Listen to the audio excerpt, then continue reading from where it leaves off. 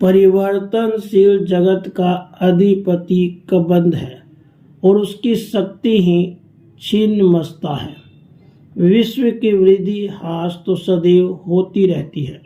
जब ह्रास की मात्रा कम और विकास की मात्रा अधिक होती है तब भुवनेश्वरी का प्राकट्य होता है। इसके विपरीत जब निर्गम अधिक और आगम कम होता है तब छिन्नमस्ता का प्राधान्य होता है।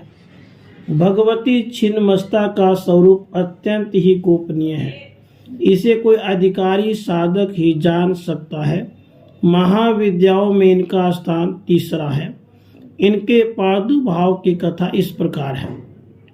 एक बार भगवती भवानी अपनी सहचरी जया और विजया के साथ मंदाकिनी में स्नान करने के लिए गई।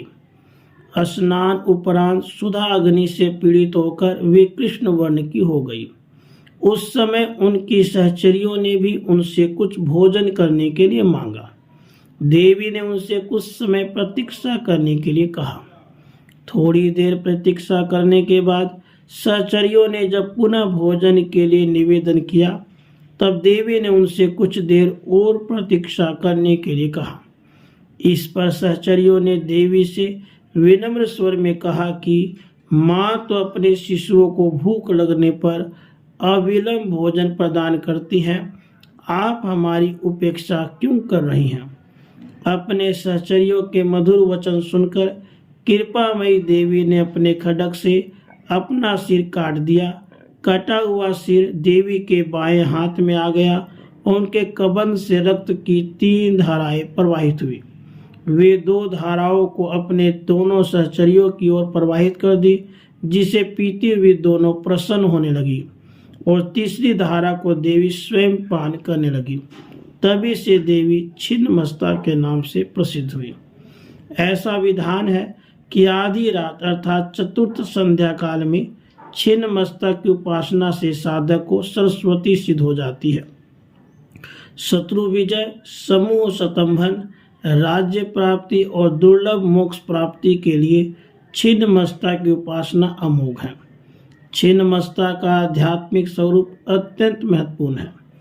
छिन्न यज्ञ शीर्षकी प्रतीक ये देवी श्वेत कमल पीठ पर खड़ी है। दिशाएं इनके वस्त्र हैं। इनकी नाभि में योनि चक्र है। कृष्ण अर्थात तम और रक्त अर्थात रज गुणों की देवियां इनकी सहचरी हैं। ये अपना शीश काटकर भी जीवित है।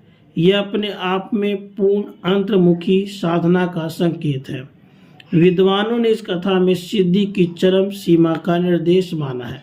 योग शास्त्र में 3 ग्रंथियां बताई गई हैं जिनके भेदन के बाद योगी को पूर्ण सिद्धि प्राप्त होती है। इन्हें ब्रह्म ग्रंथि, विष्णु ग्रंथि तथा रुद्र ग्रंथि कहा गया है। मूलाधार में ब्रह्म ग्रंथि, मणिपुर में विष्णु ग्रंथि तथा आज्ञा चक्र में रुद्र ग्रंथि का स्थान है। इन ग्रंथियों के भेदन से ही अद्वैतानंद की प्राप्ति होती है। योगियों का ऐसा अनुभव है कि मणिपुर चक्र के नीचे की नाड़ियों में ही काम और रति का मूल है। उसी पर छिन्ना महाशक्ति आरूढ़ है। इसका उद्रव प्रवाह होने पर रुद्र ग्रंथि का भेदन होता है। छिन्नमस्ता का वज्र वैरोचनी नाम शाक्तों, बौद्धों तथा जैनों में समान रूप से प्रचलित है। देवी की दोनों सहचरियां रजोगुण तथा तमोगुण की प्रतीक है। कमल विश्व प्रपंच और कामरति चिदानंद की स्थूल वृत्ति है। बृहदारण्यक की अश्वशिर विद्या, शाक्तों की हैग्रीव विद्या तथा गाणपत्यों की छिन्न शीर्ष गणपति का रहस्य भी छिन्नमस्ता से ही संबंधित है। हिरण्यकशिपु, वैरोचन आदि छिन्नमस्ता के ही उपासक थे, इसलिए इन्हें वज्र वैरोचनिया कहा गया है। वैरोचन अग्नि को कहते हैं। अग्नि के स्थान मणिपुर में छिन्नमस्ता का ध्यान किया जाता है और वज्रा नाड़ी में इनका प्रवाह होने से इन्हें वज्र वैरोचनिया कहते हैं। श्री भैरव तंत्र में कहा गया है कि इनकी आराधना से साधक जीव भाव से मुक्त होकर शिव भाव को प्राप्त कर लेता है।